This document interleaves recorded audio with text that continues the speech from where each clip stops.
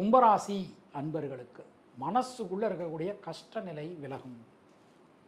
ரொம்ப அற்புதமாக இருக்குது இந்த நேரம். நண்பர்கள், உறவினர்கள், வாழ்க்கை துணையால் அனுகூலங்கள் உண்டாகும். பொருளாதாரத்தில் ஒரு வளர்ச்சி, ஒரு முன்னேற்றம் ஏற்படும்.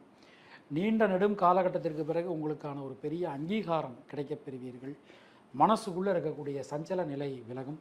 தொழில் சார்ந்து, உத்தியோகம் சார்ந்து புதிய மாற்றங்களை நீங்கள் இந்த நேரத்தில் பெறப்போகிறீர்கள். கடன் சம்பந்தமான நெருக்கடி விலகும்.